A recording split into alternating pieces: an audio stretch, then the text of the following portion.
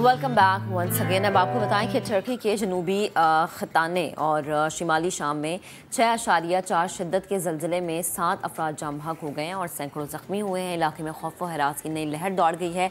Saudi अरब ने तुर्की और शाम के ज़लज़ला ज़दगान के लिए 183 मिलियन रियाल के मनसूबों का ऐलान किया है।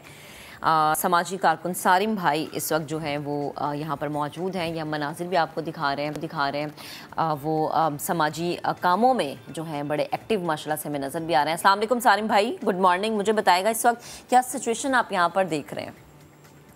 सिचुएशन तो बहुत ख़राब है यहाँ पे। डेफिनेटली पूरी बिल्डिंग्स तबाह हैं, पूरे घर तबाह हैं। ये नूरदा शहर में जो हम बैठे हुए हैं, ये पूरा शहर ख़त्म हो चुका है। कुछ नहीं है यहाँ पे, कुछ भी नहीं है सिवाय इसके कि जहाँ देखे टेंट नज़र आते हैं या रेत के ढेर नज़र आते हैं। बिल्डिंग सारी तबाह हो चुकी है, पूरा निज़ाम ख़त्म हो चुका है। लेकिन वाकई में लगता है कि कोई गवर्नमेंट है, क्या लगता है क्या ये है कि पता चल रहा है कि गवर्नमेंट होती क्या और काम क्या होते हैं गवर्नमेंट के। जिस तरीके से तुर्की गवर्नमेंट यहाँ पे काम कर रही है लोगों के लिए, इनका जो इदारा है आफात जो काम कर रहा है, जगह जगह किस तरीके से इनको कैंप लगा के, अगर आप कहेंगे तो मैं दिखा भी दूंगा। इस वक्त हम कैंप के अंदर बैठे हैं, साथ हीटर भी लगा हुआ है क्योंकि यहाँ माइनस में टेम्परेचर होता है। अभी जिस वक्त हम सुबह यहाँ पहुंचे हैं तो हमारे मुंह से जो है धुएं निकल रहे थे और ये बच्चे बेचारे बगैर चप्पलों के यहाँ पे घूम रहे थे, बगैर जैकेटों के। अभी भी देखे कोई खांस रहा है, किसी की नाक बह रही है। जाहिर सी बात है, गवर्नमेंट हो या कोई भी हो, जब इतने बड़े लेवल पे 11 शहरों के अंदर मुकम्मल तौर पे ज़लज़ला आया है, घर तबाह हो गए, फिर यहाँ इंसान को बचाना है। बिल्डिंग्स जो क्रैक्स भी आए हुए उसमें भी गवर्नमेंट ने मना कर दिया रहने को, वहां से गुजरने को। हर एक चीज, जो चीज जैसी है अल्लाह की तरफ से ज़लज़ला आया, जो कुछ जैसी है वहीं छोड़ दिया गया है और इनको अलग टेंटों में जो है सिलवक्त रखा गया हुआ है। तो बस मैं तो समझे पूरी पाकिस्तान से, पाकिस्तानी लोगों से, दुनिया में जहाँ जहाँ देखने सुनने वाले उनसे रिक्वेस्ट करूंगा, अपील करूंगा, आगे बढ़े, तुर्की के भाई बहनों की मदद करें। हमारे साथ कर सकते हैं, हमारे साथ करें, इंडिविजुअली तौर पे कर सकते हैं, करें, लेकिन मदद करें इनकी। और मदद के लिए ये नहीं कि आप आ जाए, आपको यहाँ की जबान ना आती हो, आपके यहाँ पे कॉन्टेक्ट ना हो तो फिर परेशानी है। आपके यहाँ कॉन्टेक्ट होने चाहिए, आपको यहाँ या फिर आपको यहाँ की जबान आनी चाहिए। क्योंकि तुर्की के अंदर इन इलाकों में जहाँ ज़लज़ले आए हैं, यहाँ पे इंग्लिश भी नहीं आती लोगों को, सिर्फ तुर्की जबान ही आती है। तो लोग ये सोच समझ के आए कि हमने जाना है, मदद करनी है। लेकिन इस वक्त जो खास तौर पे पाकिस्तान से बाहर दिखने वाले फौरी तौर पे अगर ब्लैंकेट्स हमें दे सकते हैं, जैकेट्स दे सकते हैं, चप्पलें, जूते या और दीगर ऐसी चीजें जो जरूरत जिंदगी के काम आए वो दे। ये जिस वक्त निकले थे सुबह 4 बजे ज़लज़ला आया, 45 सेकंड के अंदर दुनिया खत्म हो गई इनकी, इनके रिश्ते खत्म हो गए, किसी के बच्चे छिन गए, किसी के माँ बाप छिन गए, किसी के भाई बहन छिन गए, मगर सब कुछ तबाह हो गया। सिर्फ 45 सेकंड के अंदर सारी की सारी दौलत जहाँ थी वहीं जमीन के अंदर चली गई, सारी की सारी चीजें।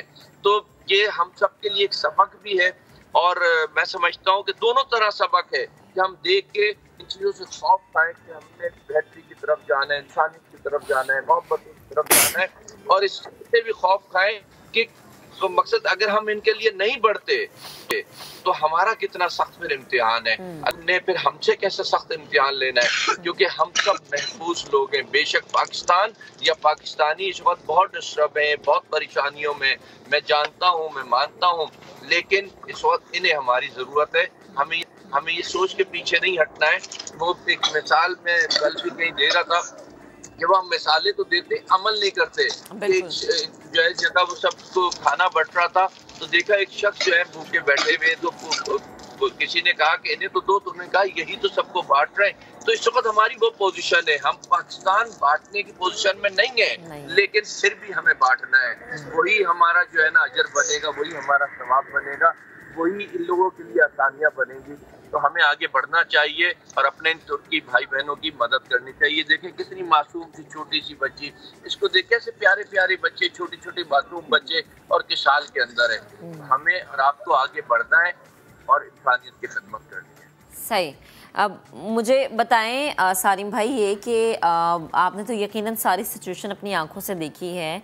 क्या मैं अभी आपसे ये पूछने की पोजीशन में हूँ कि रिलीफ काम हो कितने हद तक हो चुका है, क्योंकि मलबा इतना ज़्यादा है, तबाही इतनी ज़्यादा है कि जब हम टर्की में मौजूद लोगों से बात करते तो वो कहते हैं कि अभी रिलीफ का, रिहैबिलिटेशन का तो हम सोच भी नहीं सकते। तो आपने इस हवाले से क्या मनाजिर देखे हैं या क्या इंतज़ाम देखे?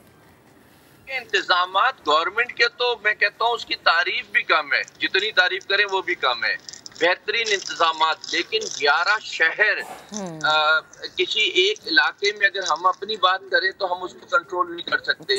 11 शहर हैं और यहाँ ज्यादातर बिल्डिंग से सारी की सारी वो पूरी की पूरी जमीन में चली गई है, गिर गई है। अच्छा, इंसान कितने इस वक्त जो है ना, मैं समझता हूँ कि वो बिल्डिंग्स कब्रिस्तान बने हुए हैं इस वक्त। अगर आप अगर कहेंगे टाइम है तो मैं बाहर ले जाके आपको दिखा दूंगा, जिधर मैं बैठूं उधर सारी बिल्डिंग पे। ये लोग कोई मांगने वाले लोग नहीं है, ये सब घरों में रहने वाले लोग हैं। इनके घर गिर गए गरीबों के, गरीबों मतलब आज मैं दूसरे अल्फाज में गरीब कह रहा हूँ, और ये आज टेंटों के अंदर आ बैठे सारे। तो आप अगर बाहर के मनाजिर देखें, या आप मुझे कल टाइम दे, मैं आपको बाहर के मनाजिर दिखाता हूँ या आपको फोटोज भेजता हूँ, आप हैरान रह जाएंगे देख करके कि किस तरीके। मैं आपको सिर्फ ये सामने एक गली जा रही है हमारे टेंट से निकल के, सिर्फ वो गली दिखाऊंगा तो कोई बिल्डिंग ऐसी नहीं जो ऐसे जमीन के अंदर न चली गई हो। सारिम भाई, जिस तरह आप बयान कर रहे हैं वो यकीनन हमें सुन के मतलब इतनी तकलीफ हो रही है। मैं चाहूँगी कि नेक्स्ट टाइम जब भी आप हमारे साथ मौजूद हों तो मैं चाहूँगी कि वो मनाजिर भी आप मुझे दिखाएं। अभी वक्त की चूँकि थोड़ी सी किल्लत है, लेकिन जिस तरह से बच्चे आपके इर्द गिर्द बैठे हुए हैं, मेरे ख्याल से आप एक ज़रिया है पाकिस्तान में मौजूद बहुत सारे लोगों के लिए, जो कि इन लोगों की हेल्प करना चाहता है या इनको इस मुश्किल घड़ी से निकालना चाहता है। तो अगेन रिक्वेस्ट है कि भले से एक कंबल आप इन लोगों के लिए ख़रीदें, एक चप्पल ख़रीदें, लेकिन ख़रीदें ज़रूर, क्योंकि ये आपका फ़र्ज़ भी है और आप पे कर्ज़ भी है। बेहद शुक्रिया सारिम भाई, आप हमारे सामने सूरत हाल आपने दिखाई हमें।